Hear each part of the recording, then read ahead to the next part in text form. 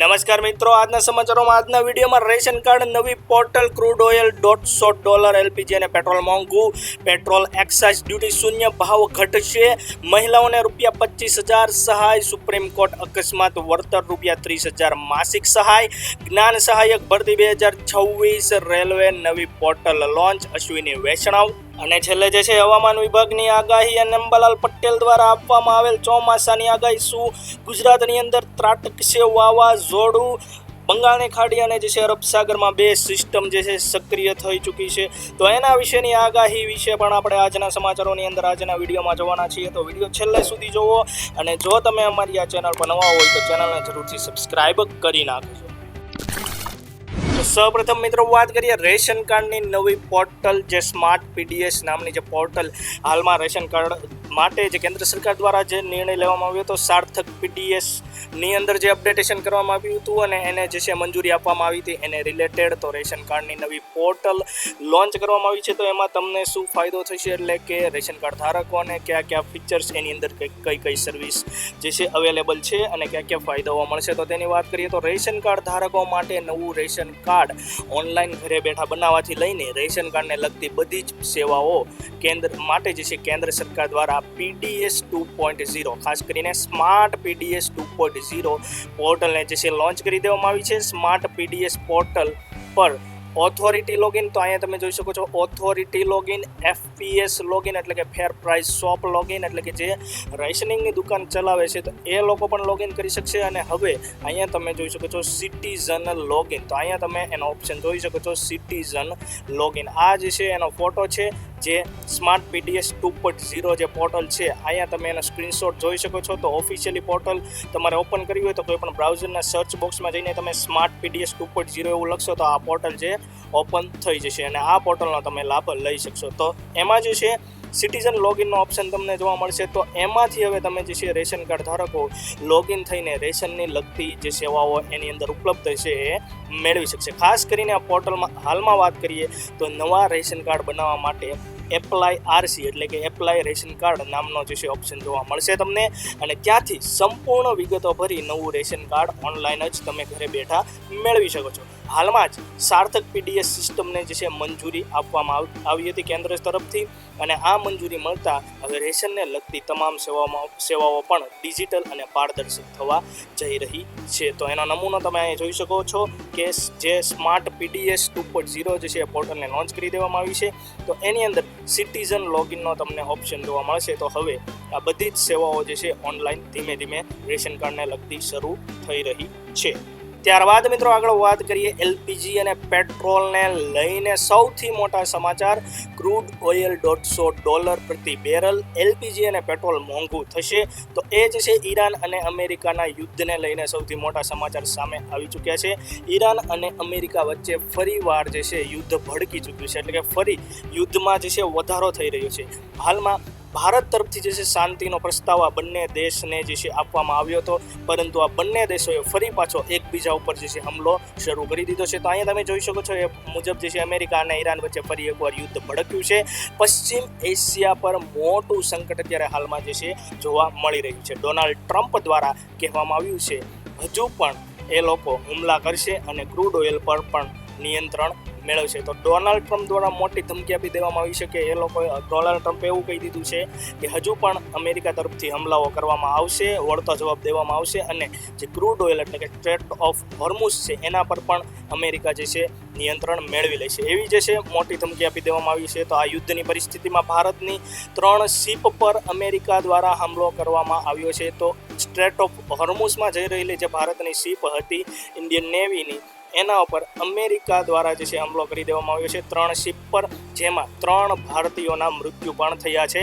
ભારતીય વિદેશ મંત્રાલય દ્વારા આની ટીકા કરવામાં આવી છે અને યુએન એટલે કે યુનાઇટેડ નેશનની અંદર પણ આ મુદ્દા વિશે ચર્ચા કરવામાં આવી છે. એટલે કે અમેરિકાના વિરોધમાં જે છે ભારતે આના મુદ્દાની ચર્ચા કરી છે અને એવું કહ્યું છે કે અમારા દેશના જે લોકો છે એ અમારા માટે સૌથી પહેલી જે છે પ્રાયોરિટી છે, તો આવા જે છે હુમલાઓ કરવામાં ના આવે.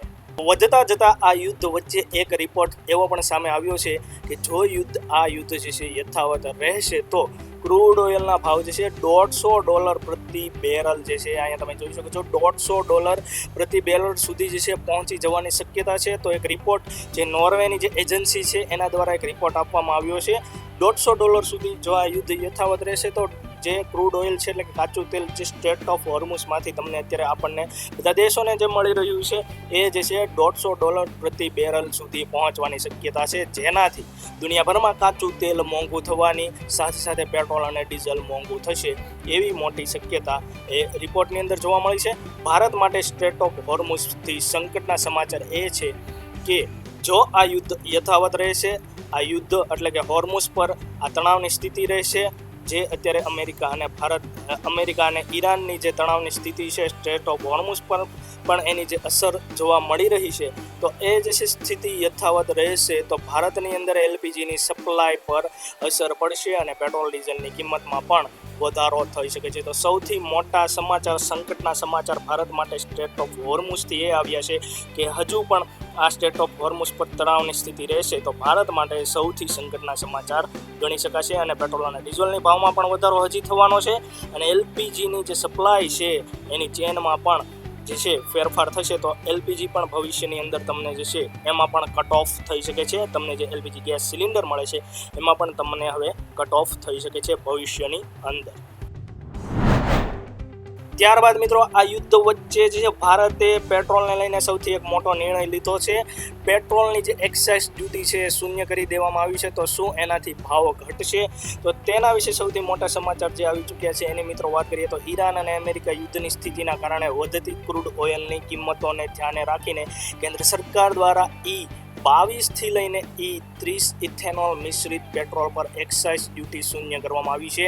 20%થી વધુ ઇથેનોલ મિશ્રિત ના જેટલા પણ પેટ્રોલ હોય તેના પર હવે જે છે એક્સાઇઝ ડ્યુટી લાગશે નહીં. તો કેન્દ્ર સરકાર એટલે કે પેટ્રોલિયમ મંત્રાલય તરફથી જે છે આ એક્સાઇઝ ડ્યુટી, પરંતુ કયા પેટ્રોલ ઉપર? તો કે E22 લઈને E30 એટલે કે જે 20%થી E20 જે વધારેનું પેટ્રોલ હોય એટલે કે ઇથેનોલ મિશ્રિત પેટ્રોલ જે હોય એના પરથી એક્સાઇઝ ડ્યુટી જે છે સાવ શૂન્ય કરી દેવામાં આવી છે, એટલે કે સાવ હટાવી દેવામાં આવી છે. પરંતુ પેટ્રોલ પંપ પર મળતું તમને જે પેટ્રોલ હોય છે એ તો E20 હોય છે, બરોબર? એટલે કે 20% મિશ્રિત ઇથેનોલ વાળું તમને પેટ્રોલ હાલમાં જે છે ભારતની અંદર મળી રહ્યું છે. તો આના પર સરકાર તરફથી હજુ તમને કોઈ પણ એટલે કે જે છે આમ જનતાને કોઈ પણ રાહત આપવામાં આવી નથી. એટલે કે આ જે E20 પેટ્રોલ છે એના પરથી કોઈ પણ એક્સાઇઝ ડ્યુટી સરકાર તરફથી ઘટાડવામાં કે નાબૂદ કરવામાં આવી નથી, પરંતુ માત્ર ને માત્ર જે છે 22%થી જે છે 30% વાળા પેટ્રોલ જે માર્કેટની અંદર આવવાનું છે E22 લઈને 30% સુધીનું જે ઇથેનોલ મિશ્રિત પેટ્રોલ એના પરથી જે છે આ ડ્યુટી એક્સાઇઝ ડ્યુટી જે છે સંપૂર્ણપણે નાબૂદ કરી દેવામાં આવી છે. તો આના કારણે પેટ્રોલ સસ્તું મળશે, પરંતુ ભારતમાં જે છે E22 થી E30 પેટ્રોલનો જ ઉપયોગ કરવામાં આવતો નથી, બરોબર છે મિત્રો? ભારતની અંદર જે છે E22 થી E30 આ પ્રકારનું કોઈ પણ પેટ્રોલ મળતું જ નથી. E20 જે છે એટલે કે 20% ઇથેનોલ વાળું જ હાલમાં પેટ્રોલ મળે છે, અથવા તો આ પેટ્રોલ ભારતમાં ઉપલબ્ધ જ નથી, બરોબર છે? તો એવું આપણે કહી શકીએ કે આ પેટ્રોલ ભારતની અંદર તો ઉપલબ્ધ જ નથી. તો સરકારે આ પેટ્રોલ પરથી આ ડ્યુટી હટાવવાનો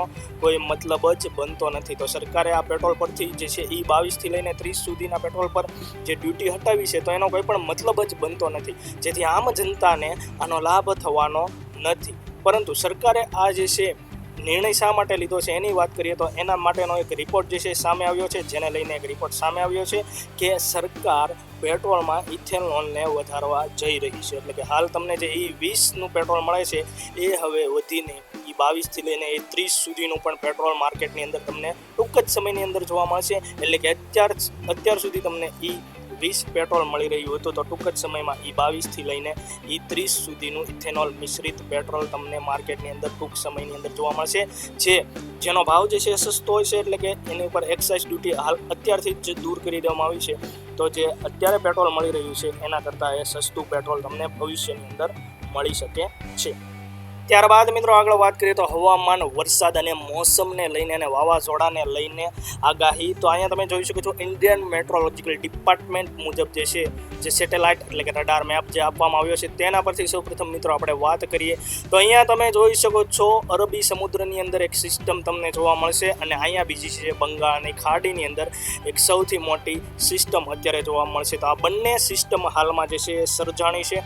અહીંયા તમે બંગાળની ખાડીની અંદર મિત્રો ખાસ કરીને વાત કરીએ આ સિસ્ટમના કારણે અહીંયા તમે જોઈ શકો છો આગળ વધી છે અને એ જે છે ઉપર એટલે કે નોર્થ તરફ એટલે કે ઉત્તર જે ભારત છે તેના તરફ વધી રહી છે. તો આ જે બંગાળની ખાડીની જે સિસ્ટમ છે એ ધીમે ધીમે જેમ કરીને ઉપર જતી રહે છે એ રીતે ઉપરના જે દેશો છે ત્યાં જે છે વરસાદની જે છે પરિસ્થિતિ સર્જાશે. તો એની અસર ગુજરાતમાં પણ થશે. તો અત્યારે જે છે હાલમાં આ બંગાળની ખાડીની સિસ્ટમની મિત્રો વાત કરીએ તો એના કારણે જે હૈદરાબાદ છે અને જે સાઉથના અહીંયા તમે જે વિસ્તારો જોઈ શકો છો તેલંગાણા, કેરળ ને એ બધા, તો ત્યાં અત્યારે ધોધમાર વરસાદ થઈ રહ્યો છે. ત્યાં પરિસ્થિતિ જે વરસાદની છે એ ધોધમાર વરસાદ સાથે પવન પણ ફૂંકાઈ રહ્યો છે.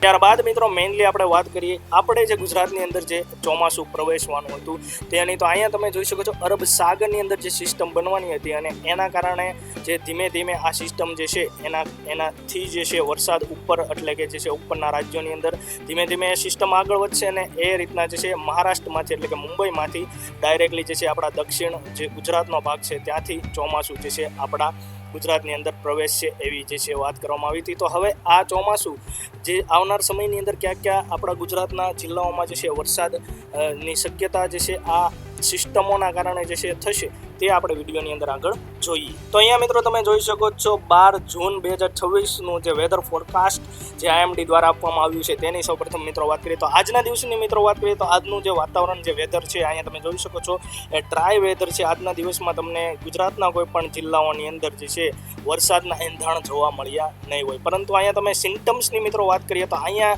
તમને જે છે એક વોર્નિંગ આપી દેવામાં આવી છે IMD દ્વારા એટલે કે મેટ્રોલોજીકલ ડિપાર્ટમેન્ટ દ્વારા. જે સાઉથ વેસ્ટ મોન્સૂન જે છે એણે એટલે કે જે આપણે બંગાળની ખાડીની અંદર જે સિસ્ટમ બની હતી એ જે છે આગળ વધી રહ્યું છે બરાબર. બંગાળની ખાડીમાંથી એ જે છે south waste monsoon further advance into entire north waste બરાબર છે એટલે કે એ જે છે ઉત્તરથી પશ્ચિમ તરફ જઈ રહ્યું છે. તો તેની અસર ગુજરાતની અંદર જોવા મળી શકે છે આવનાર દિવસોની અંદર બરાબર છે. તો એ એક સાઇન આપવામાં આવી છે. હવે ડાયરેક્ટલી આપણે મિત્રો જે છે ફોરકાસ્ટની વાત કરીએ જે વેધર ફોરકાસ્ટ આપણને આપવામાં આવે છે તો અહીંયા તમે જોઈ શકો છો રેનફોલ ડિસ્ટ્રીબ્યુશન.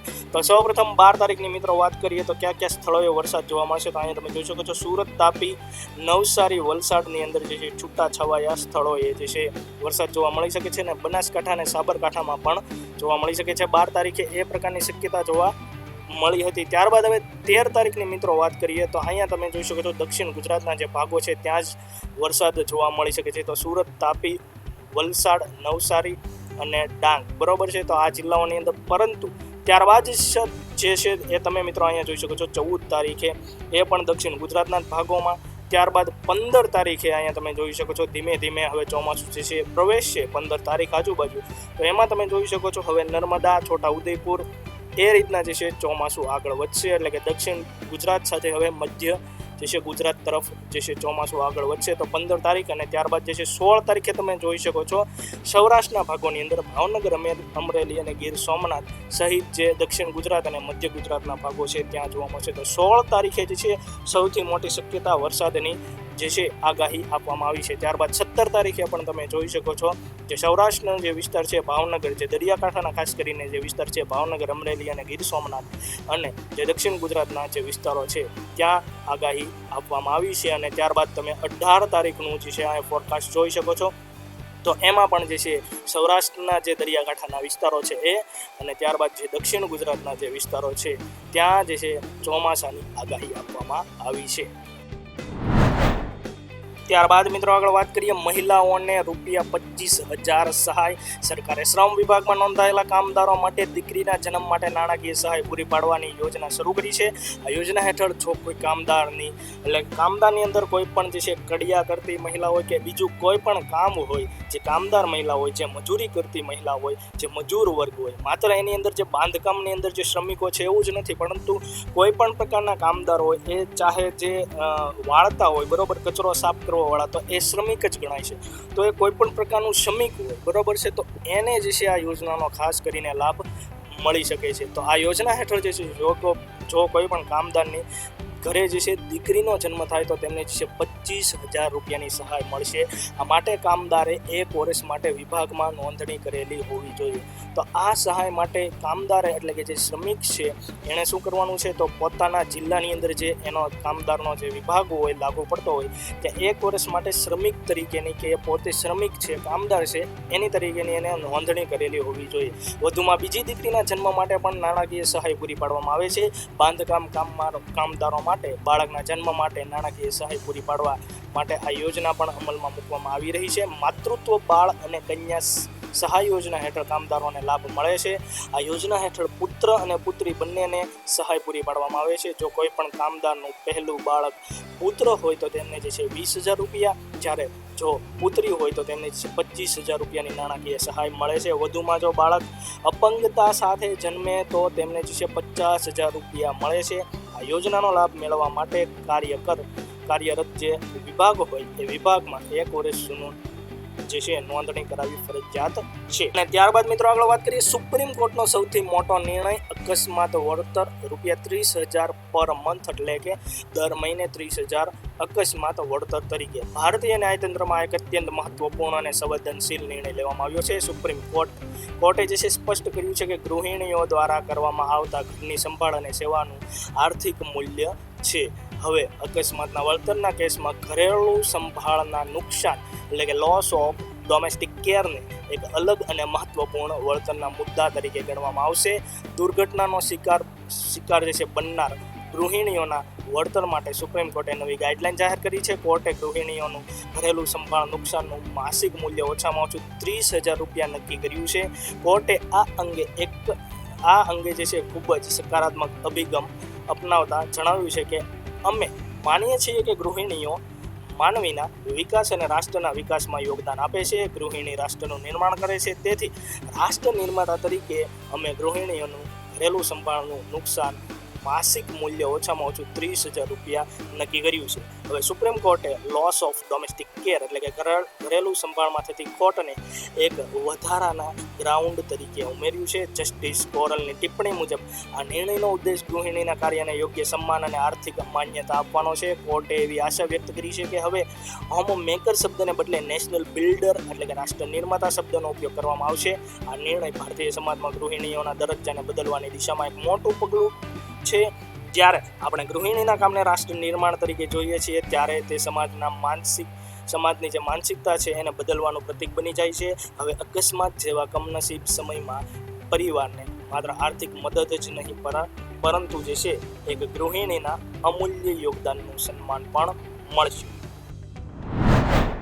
અને ત્યારબાદ મિત્રો વાત કરીએ જ્ઞાન સહાયક ભરતીની. ગુજરાતની અંદર જે છે જ્ઞાન સહાયકની ભરતી 2026 ગુજરાત રાજ્ય સરકારની અને અનુદાનિત પ્રાથમિક શાળાઓ તેમજ આશ્રમ શાળાઓમાં શિક્ષણનું સ્તર વધુ મજબૂત કરવા માટે એક મહત્વપૂર્ણ નિર્ણય લેવામાં આવ્યો છે ગુજરાત સરકાર તરફથી, બરોબર છે. તો સમગ્ર શિક્ષા વિદ્યા સમીક્ષા કેન્દ્ર દ્વારા જ્ઞાન સહાયક યોજના એટલે પ્રાથમિકતા અંતર્ગત 11 માસ માટે કરાર આધારિત જ્ઞાન સહાયકોની ભરતી માટે ઓનલાઈન અરજીઓ મંગાવવામાં આવી છે. લાયકાત ધરાવતા ઉમેદવારોએ સત્તાવાર વેબસાઇટ પર જઈને ઓનલાઈન અરજી કરવાની રહેશે. અરજી શરૂ થવાની તારીખ અને સમય અહીંયા તમે જોઈ શકો છો 11/6/2026 રોજ આજે છે પોર્ટલ શરૂ થઈ ગયું છે. તો ઓનલાઈન તમે ફોર્મ ભરી શકો છો બપોરના 2 વાગ્યાથી અને અરજી કરવાની છેલ્લી તારીખ 17/6/2026 રોજ રાત્રે 23:59 કલાક સુધી જે છે રહેશે. સત્તાવાર વેબસાઇટ અહીંયા તમે જોઈ શકો છો http://freegnansahayak.ssgujarat.org પર જઈને ઓનલાઈન અરજી કરી શકાશે. જ્ઞાન સહાયક તરીકે પસંદ પામેલ ઉમેદવારને માસિક ફિક્સ રૂપિયા જે છે 21,000નું માનદ વેતન મળવાપાત્ર થશે. આ નિમણૂક 11 માસ એટલે કે વેકેશન સિવાયના કરાર આધારિત રહેશે. 11 માસ પૂર્ણ થતાં જ કરાર આપોઆપ રદ ગણાશે. રાજ્ય કક્ષાની સૂચના અનુસાર કરાર રિન્યુ કરવાની પ્રક્રિયા થઈ શકશે. ઉમેદવારોની પસંદગી મેરિટના આધારે નક્કી કરવામાં આવે તો ગુજરાતની અંદર હાલમાં જ્ઞાન સહાયકની ભરતીને લઈને સૌથી આ મોટી અપડેટ. અને હવે મિત્રો છેલ્લે વાત કરીએ રેલવેની નવી પોર્ટલ લોન્ચ અશ્વિની વૈષ્ણવ દ્વારા જે છે જાહેર કરવામાં આવ્યું. ભારતીય રેલવેના મુસાફરો માટે ટિકિટ બુકિંગ પ્રક્રિયાને સરળ અને આધુનિક બનાવવા માટે એક મોટું પગલું લેવામાં આવી રહ્યું છે. કેન્દ્રીય રેલવે મંત્રી અશ્વિની વૈષ્ણવે જાહેરાત કરી છે કે આગામી મહિને 15 જુલાઈ સુધીમાં નવી IRCTC વેબસાઇટ શરૂ કરવામાં આવશે. તેમણે વિદ્યાર્થીઓની વિનંતીઓના જવાબમાં આ જાહેરાત કરી છે. રેલવે મંત્રી અશ્વિની વૈષ્ણવની જાહેરાત બાદ એવું માનવામાં આવે છે કે IRCTC વેબસાઇટ વર્તમાન જરૂરિયાતને ધ્યાનમાં રાખીને ડિઝાઇન કરવામાં આવશે, જેનાથી મુસાફરોને ટિકિટ બુક કરતી વખતે વધુ સારો અનુભવ મળશે. રેલવેનો ધ્યેય મુસાફરોને ઓનલાઈન ટિકિટ બુક કરતી વખતે ઝડપથી અને સુરક્ષિત ડિજિટલ સેવાઓ પૂરી પાડવાનો છે. રેલવે મંત્રી અશ્વિની વૈષ્ણવનો એક વિડીયો પણ સામે આવ્યો છે, જેમાં તેઓ વિદ્યાર્થીઓ સાથે વાત કરતા જોવા મળે છે. આ દરમિયાન વિદ્યાર્થીઓ તેમની પાસેથી નવી IRCTC વેબસાઇટ માગે છે. આ પછી વૈષ્ણવે ફોન પર કોઈની સાથે વાત કરે છે. પછી તેમણે જણાવ્યું કે વેબસાઇટ બનાવવાનું કામ 1 મહિનામાં પૂર્ણ થશે. IRCTCની નવી વેબસાઇટ 15 જુલાઈ સુધીમાં લોન્ચ કરવામાં આવશે. અહેવાલો અનુસાર નવી IRCTC વેબસાઇટનું યુઝર ઇન્ટરફેસ વધુ સરળ અને આકર્ષક હોઈ શકે છે. વધુમાં વેબસાઇટની ગતિ અને સર્વર ક્ષમતા વર્તમાનની તુલનામાં સુધારી શકાશે, જે તત્કાલ ટિકિટ બુકિંગ દરમિયાન અથવા તો વેબસાઇટ પર ભારે ટ્રાફિક હોય ત્યારે થતી તકનીકી ખામીઓને ઘટાડશે. મુસાફરો લાંબા સમયથી વધુ કાર્યક્ષમ ટિકિટ બુકિંગ પ્લેટફોર્મની માંગ કરી રહ્યા હતા અને ફાઇનલી જે છે હવે નવી જે પોર્ટલ છે એ 15 જુલાઈ સુધીમાં જે છે લોન્ચ કરવાની અશ્વિની જે વૈષ્ણવ છે, જે રેલવે મંત્રી છે, એણે જે છે જાહેરાત કરી દીધી છે.